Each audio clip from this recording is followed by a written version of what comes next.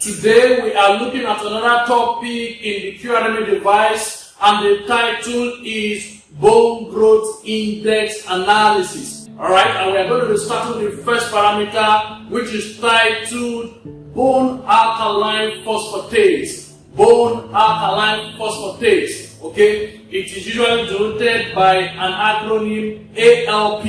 Alright, ALP test is a popular test that is used in checking or predicting certain disease conditions in the body.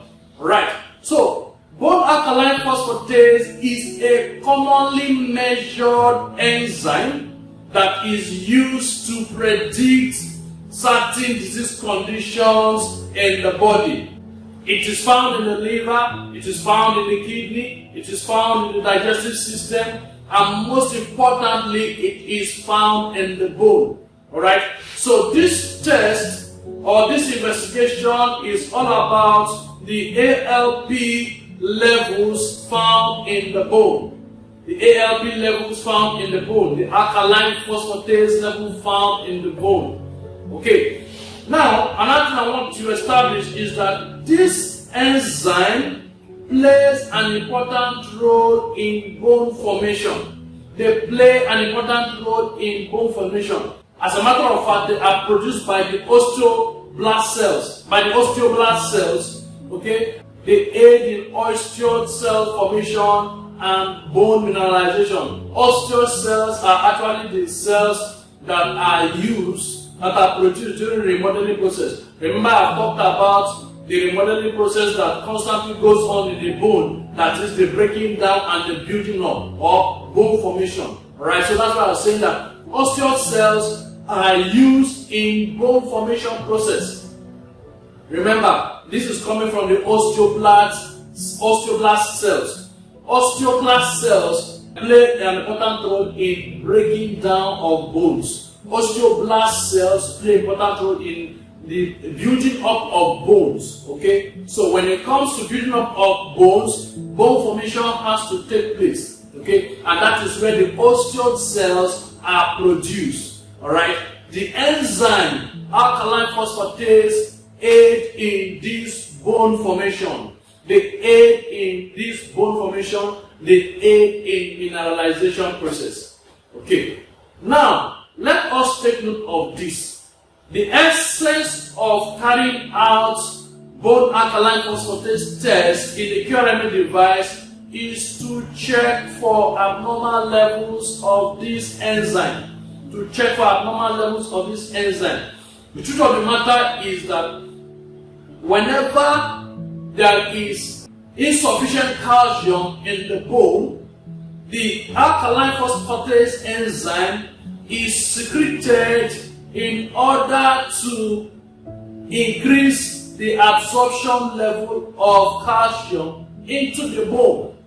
So it is expected that there is sufficient enzyme in the bone in order to help calcium absorption. So if at certain ages and certain times you test for the presence of this enzyme and it is low, then it may be predicting a particular disease condition.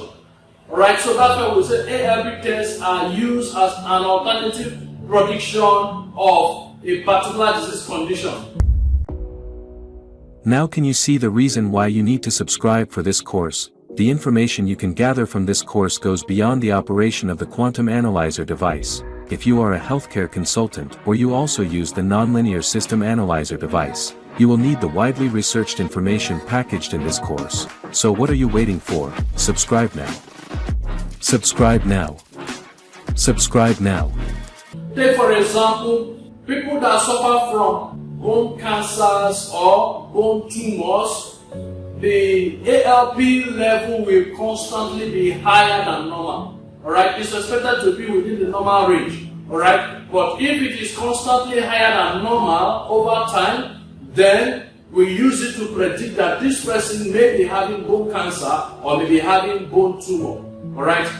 Nevertheless, I want us to take note of this fact that usually there are elevated levels of this enzyme, this ALP enzyme, for children and for adolescents, because they are at the stage where their bones are building up, are being formed, and so this enzyme is usually in elevated levels in order to fast track the building up of bones at that stage. But for adults, if it is higher than normal constantly, then it is pointing to a particular disease condition. Then, if it is lower than normal, which is our area of interest, then it is showing deficiency in certain minerals in the body.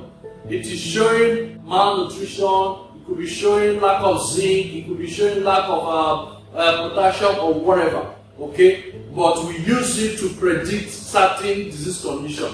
It is not supposed to be lower than normal. If it is lower than normal, then it implies that there is a problem with the bones. Okay? Now, when it's lower than normal, it means the bones will not be able to absorb calcium into the bones. And when calcium is not absorbed into the bones, then the bone begins to become porous.